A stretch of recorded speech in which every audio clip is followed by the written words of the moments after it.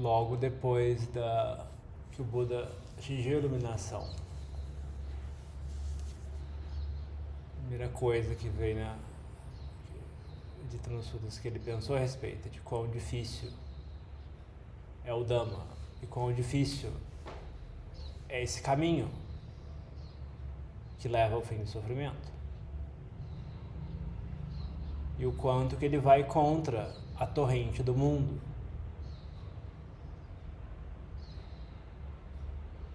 Enquanto os valores do mundo são elogio, fama, riqueza, ego, status,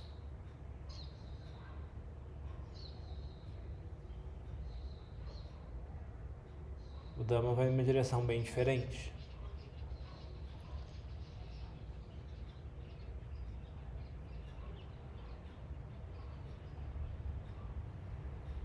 Então não é algo que é para todo mundo. São poucas as pessoas que vão ter um real interesse nisso.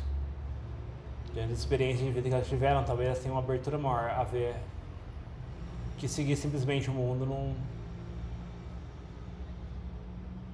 leva a mais bagunça.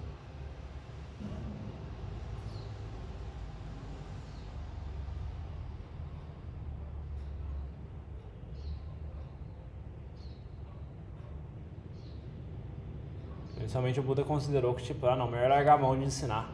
Melhor não ensinar nada, melhor ficar em silêncio.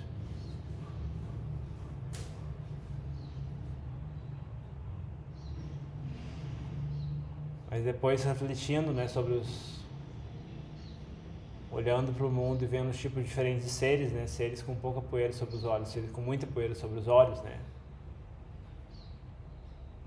viu que alguns seres, algumas pessoas tinham esse potencial, algumas pessoas tinham potencial muito grande, algumas potencial menor, outras com nenhum potencial. Pessoas que não podem ser ensinadas. Não tem abertura nenhuma para o Dharma, não tem como ensinar essa pessoa. E nem o Buda é capaz de ensinar essa pessoa. Isso na época do Buda. O que dizer 2560 e tantos anos depois.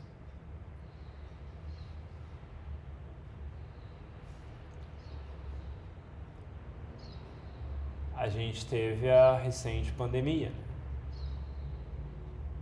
Muita coisa mudou desde então, Muita gente ficou em casa, várias opções online surgiram, Então, assim,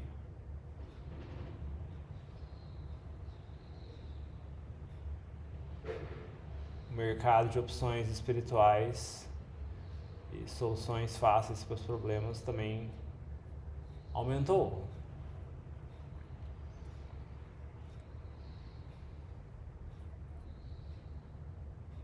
Diante de várias opções disponíveis que não vão conflitar com o ego, com cutucar o ego, A mente tem a tendência de escolher o que não conforto, Não quero ouvir coisas que vão me incomodar, que vão me forçar a mudar, Hábitos que eu tenho que mudar.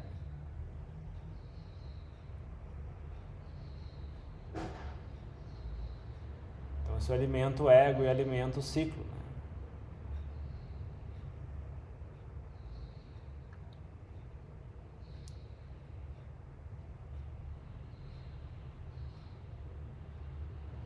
Então, são poucas as pessoas que têm essa abertura,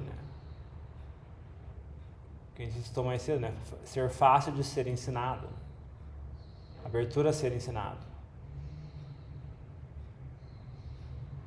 Muita gente hoje em dia quer simplesmente seguir o que acha que é certo e ter as suas próprias opiniões e acha isso o máximo, Não sigo nenhuma religião, eu tenho minhas próprias ideias, E acha como se isso fosse algo muito bom, Que fosse confiável as próprias ideias, A pessoa não tem noção de como que a mente funciona.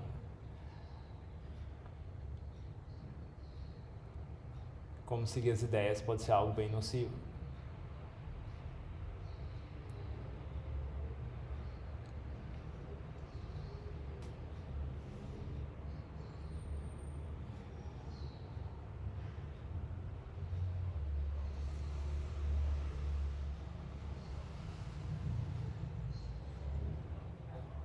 Então, se a gente tem esse interesse, essa abertura de treinar a mente a superar sofrimento, lidar com o sofrimento de forma mais eficiente.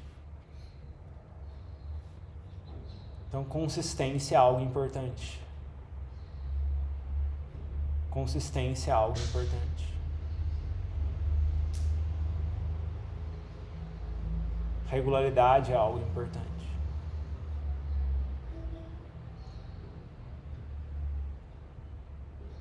Não é muito diferente da pessoa que quer ter um corpo saudável, no peso saudável, mas que come torta direita a semana inteira e no final de semana quer fazer dieta. Aí não vai dar muito certo. Ou então o pessoal que desaparece o ano todo e aparece no retiro de carnaval. Não dá pra saber o que tá acontecendo aqui. Fez o retiro de carnaval e missão cumprida. O resto do ano desaparece. Ou então, no dia que vem um monge, aparece. No dia que não vem monge, desaparece. Tipo, como assim? O que está acontecendo? O Buda, os mestres só apontam o caminho, né? A gente tem que praticar, né? Não é a presença de algo. Mesmo que venha um mestre iluminado, não é garantia que vai ter uma frase mágica que vai iluminar sem a gente ter feito todo o dever de casa antes, né? Os discípulos do Buda que se iluminaram com um breve discurso pela biografia deles, né? Todos tinham muitas qualidades espirituais construídas ao longo de várias vidas, né?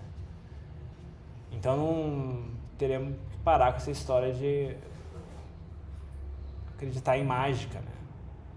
No Dharma. E fazer o dever de casa.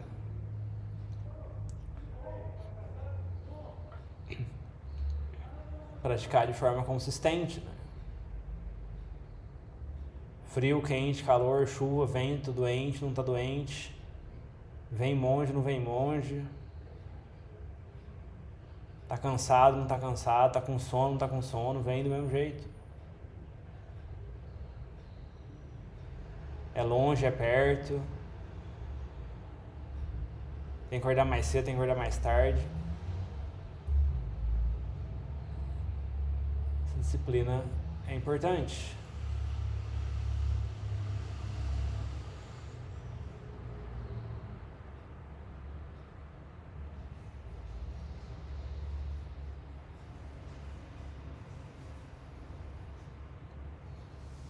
Também a questão do convívio, né? O Buda colocou uma das condições para que o Dharma dure por muito tempo, né? Que as pessoas, no caso ele falou para os monges se unam com regularidade. Né?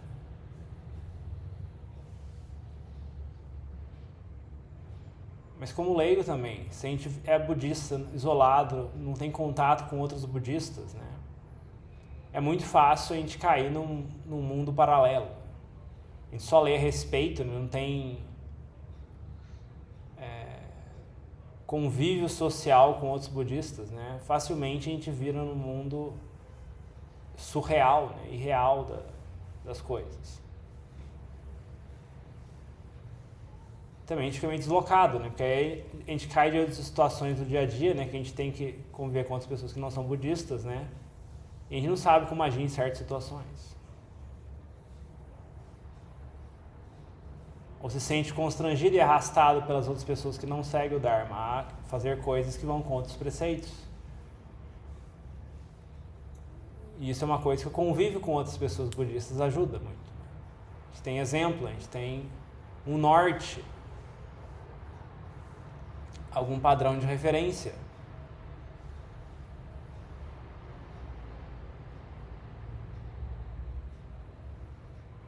Isso, se a gente tem a oportunidade de vir no presencial, é melhor ainda. Né? No online é muito limitado, né? Não tem a oportunidade de conversar informalmente depois do grupo, né? Ou conversar informalmente antes do grupo. Então, convívio é algo importante também, essa consistência.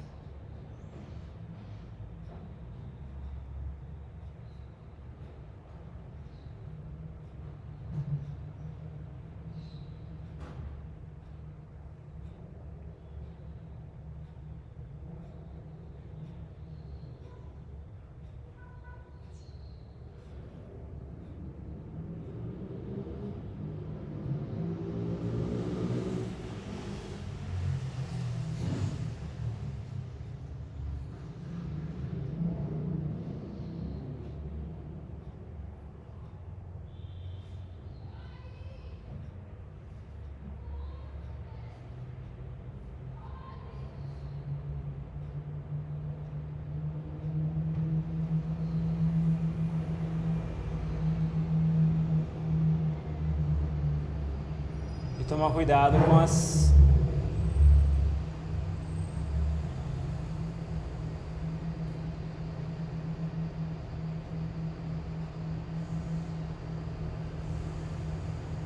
tendências da mente, de alimentar a inconsistência.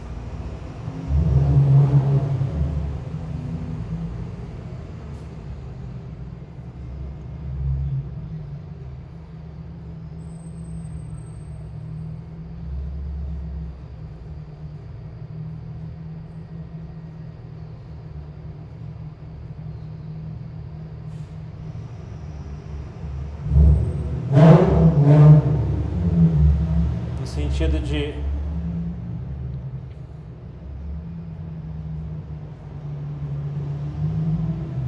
olhar qual que é o núcleo da prática. O núcleo da prática é lidar com essa mente.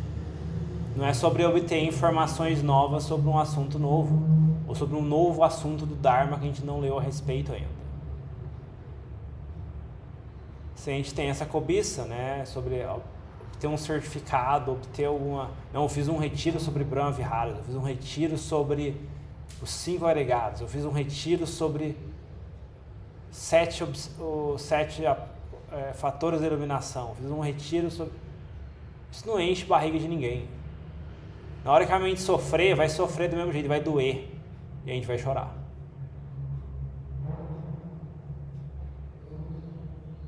Não é isso que vai... Não adianta você pregar todos esses diplomas na parede, né? Fiz o retiro de carnaval 2023, 2022, 2021. Mas e o resto do ano, onde a mente estava? A mente estava rodando por aí. Não, e tem a coisa, né? O retiro de carnaval tem que pagar, né? A pessoa paga... Não, eu paguei, então a mente também procura um resultado, né, naquele retiro para poder justificar o preço que ela pagou, né? Mas não consegue ver o benefício de vir regularmente toda semana. Não tem nenhum tema específico, né? Não tem inscrição, né? Eu posso ir, posso não ir, né? Não tem um tema específico, não estou aprendendo nada de novo, né? Tem que, o aprendizado que é útil é aprender a lidar com essa mente, né? E para isso a gente não precisa de tanta informação. Informação atrapalha a lidar com essa mente, né? Então tomar cuidado se a gente não está alimentando a nossa inconsistência, né, com essas coisas, né? Tomar cuidado com essas tendências da mente de justificar, né? Não, já fiz o retiro de carnaval, né? Então não preciso, posso desaparecer o resto do ano. Ou então quando tem um curso, alguma atividade, aparece e depois some, né?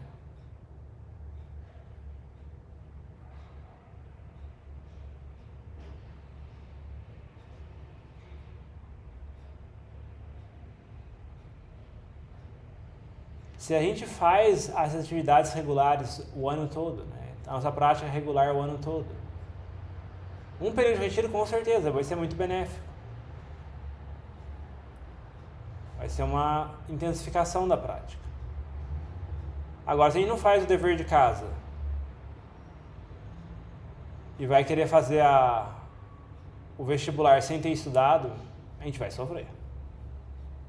A gente vai sofrer, vai ralar e não vai ter tanto benefício.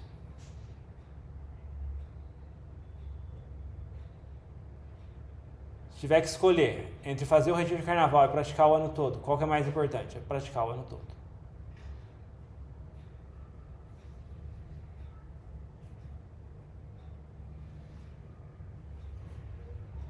O retiro de carnaval, por um lado, tem essa coisa da aditana, né? Você faz aditana, você está comprometendo financeiramente com o assunto, né? Então, não, eu vim para meditar, né? Mas aí você vê, não tem as bases sólidas, então não vai dar para aproveitar tanto, né? Você vê como que a mente se auto-sabota, né? A mente se auto-sabota. Não é porque a gente está pagando que a gente vai ter mais resultado. Então, tomar cuidado, né? A mente é bem traiçoeira, né?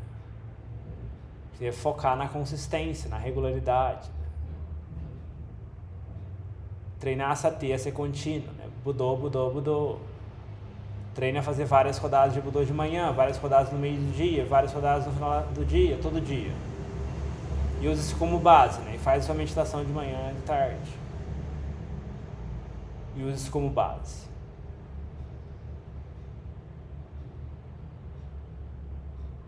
E aí vai ter uma mente mais estável, com mais chance de ter progresso.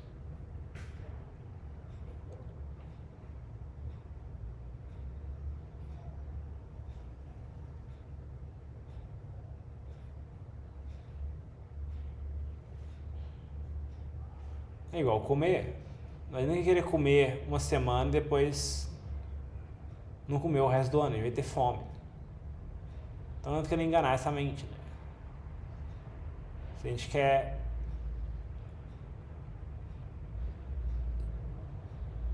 lidar com o sofrimento de forma mais eficiente, né? E ser capaz de resolvê-lo quando ele surge na mente. Então a gente tem que ter experiência, né? Ter experiência não é ter experiência agradável, não. A gente vem para a meditação com essa obrigação, não ouvir. Eu tenho que me sentar pacífico, tenho que estar pleno, num lugar pacífico, com os passarinhos cantando, lugar perfeito, ideal. Não vai dar muito certo. Lidar com essa mente no começo é bem difícil, né? A gente tem que lidar com as dificuldades, né? Lidar com a mente criando problemas, lidar com o barulho, lidar com as distrações, lidar com a sonolência, lidar com as quelezas. É difícil. Mas é por aqui que a gente vai chegar em algum lugar. Não é lendo livro. Lendo livro a gente não vai chegar em lugar nenhum. Livro não dá experiência, livro dá informação. Informação sem experiência não encaixa as peças. E não vai ser capaz de resolver sofrimento quando ocorre. Às vezes a pessoa pergunta, ela está diante de uma situação difícil, como eu devo refletir para superar o sofrimento? Não tem reflexão que supera o sofrimento, não é assim. Se a mente não tem uma base sólida de Dharma, não tem como refletir de forma nenhuma para superar o sofrimento. É usar o aplicativo errado para a tarefa errada. Tem que usar o aplicativo certo. Então essa prática do Dharma tem um jeito certo de fazer, tem um jeito consistente de fazer. E consistência e regularidade é algo muito importante, é o mais importante.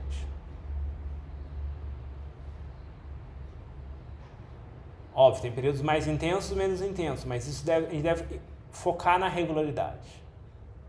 Investir nossa atenção na regularidade. Mas eu sinto a meditação em casa sozinho, eu não tenho aquela paz que eu tenho quando eu estou no retiro e tal. Não importa, sente do mesmo jeito, aguente. Isso vai construir qualidades espirituais.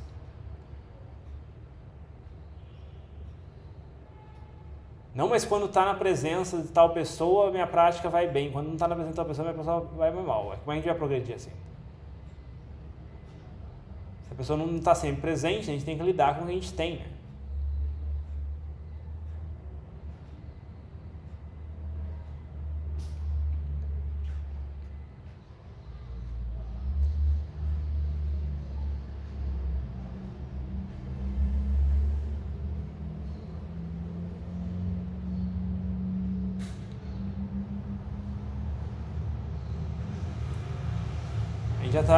Muitas pessoas que acompanham, né, já estão envolvidas com o Dharma há bastante tempo, né, estudando, lendo livros, ouvindo palestras e tal.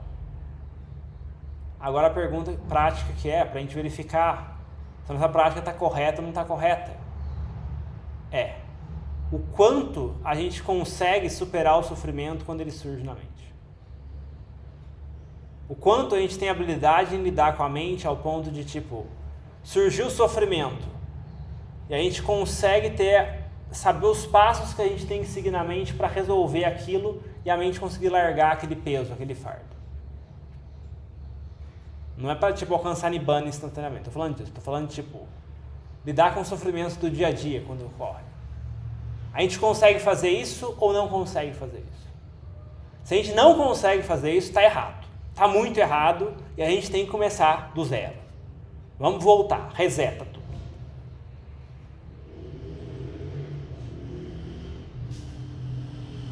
Se a gente consegue fazer isso em algumas situações, opa, já é um sinal que a gente está na direção certa. Agora, se a gente pode ter lido o Majjhima Nikaya inteiro, o Digha Nikaya inteiro, vários sutras e vários discursos, vimos várias palestras, fizemos vários retiros e não conseguimos fazer isso ainda. Então a gente tem que voltar e procurar o que a gente está fazendo de errado. Porque tem algo muito errado. Tem algo muito errado. Tem alguma fundação da mente que não está sólida. Porque o Dharma é uma ferramenta para se libertar do sofrimento. Se a gente acumulou informações sobre o Dharma por muito tempo e não consegue resolver sofrimento ao vivo quando ele ocorre. Exemplo, ocorre uma situação inesperada, uma situação surpresa e a gente fica abalado com isso. E a gente fica abalado com isso e não consegue fazer nada a respeito. A gente fica abalado, em depressão por 1 semana, 2 semanas, 3 semanas em depressão por causa disso e não consegue sair do lugar. Agora, uma pessoa praticante que tem uma prática sólida, percebe a mente, opa, minha mente desequilibrou. Fazer o quê? Budô. Vamos tentar reestabilizar a mente. Aí com a mente reestabilizada, daqui a pouco ela contempla um pouco e consegue largar daquilo. Aquele sofrimento desaparece da mente. Puf. A mente consegue aceitar, não intelectualmente, mas internamente com o coração, aquela situação. É assim que é a natureza das coisas, é assim que tem que ser. E a mente fica em paz. É essa direção que a gente deve tomar. E esse norte, esse termômetro que a gente deve usar. Se a gente consegue fazer isso, Anumodana, muito bem, estamos na direção correta. Se a gente não consegue fazer isso em nenhuma situação, então precisamos rever. Rever e principalmente, vamos investir mais tempo em experiência do que leitura. Porque é a experiência que vai possibilitar a gente fazer isso. E você vê, lidar com situações difíceis começa com a gente sentando e aguentando a própria mente difícil, com as quilesas. Se a gente não consegue ter a disciplina para sentar e meditar num dia difícil, que a gente está com mais sono, com mais dificuldade, com mais fome, com mais cansaço, como que a gente vai lidar com uma situação que abala a mente emocionalmente? Não vai ter como. Se a gente só medita quando a mente está feliz, está plena, está radiante, iluminada, e pacífica, num lugar lindo e bonito, tipo, a gente não vai conseguir sentar e lidar com a situação quando for difícil. É que nem você jogar o joguinho lá no modo easy todas as vezes. Eu sou muito bom no jogo, estou me achando o máximo no jogo, eu só jogo no modo easy. Aí um dia você vai lá, o jogo não tem mais a opção modo easy, modo fácil disponível. Você tem que jogar no modo difícil. Aí tipo, você apanha. Vai apanhar feio, vai se sentir humilhado, né? Porque, nossa, eu sou um lixo, né? E é assim que a gente vai ser na nossa vida, né? Porque não vai conseguir lidar com o sofrimento quando ele ocorrer. E aí não vai adiantar se chamar de budista e ter feito a cerimônia para se tornar budista, ou a gente ter um nome em Pali que a gente usa quando a gente está no grupo de meditação, ou seja lá o que for. Ou a gente ter diploma na parede de todos os retiros que a gente fez. Não vai adiantar. Então vamos focar no núcleo, vamos focar no que é importante, vamos focar na experiência, na regularidade, na consistência. No convívio com outras pessoas, e isso vai possibilitar que a gente progrida.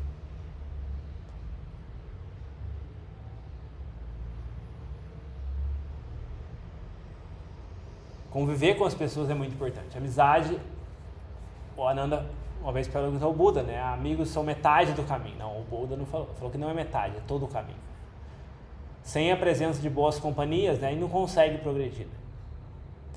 Então, ou a gente sai da zona de conforto e começa a levantar mais cedo e vir para o grupo presencial, se for possível, a gente for na nossa mesma cidade, né? Ou então tem que buscar uma oportunidade de praticar online de forma regular o máximo possível, o que a gente tem. Né? E de vez em quando buscar a oportunidade de vir presencial. Isso é muito, muito importante. Então fica essas dicas para a gente tentar refletir a respeito. Né? E não perder o norte, né? Você vê, todo o propósito do Dharma é uma ferramenta para se libertar do sofrimento, não é uma ferramenta para a gente carregar por aí. É como nos sutras, né? É um barco, uma canoa que a gente usa para atravessar de uma margem para outra. Não é uma coisa para a gente carregar e virar um fardo para a gente. Então esse é o termômetro. Isso não tem como a gente mentir para a gente. A gente deve se perguntar então, a gente é capaz de lidar com o sofrimento quando ele surge ou não? Se não, então não adiantou ler todos aqueles livros, todos aqueles livros que a gente leu não está adiantando ainda. Não é ler mais livro que vai ajudar.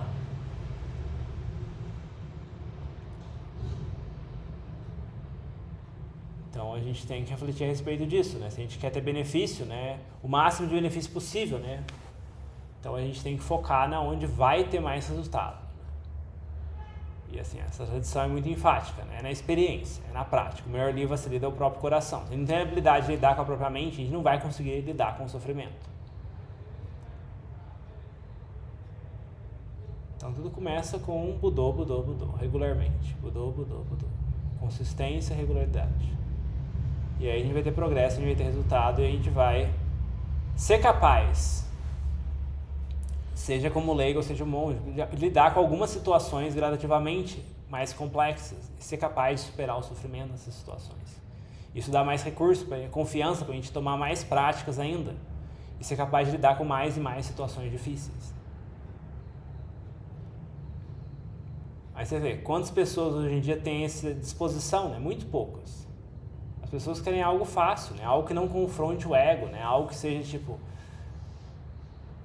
meditação imaginária, né? Tipo, não imagine-se num lugar perfeito em que todas as pessoas são legais com você, né? Tipo, mandar a mente para um lugar imaginário, não para lidar com a realidade. E aí não resolve, né? Na hora que vem sofrimento mesmo. Então fica essas dicas, essas coisas para a gente testar e verificar na nossa experiência.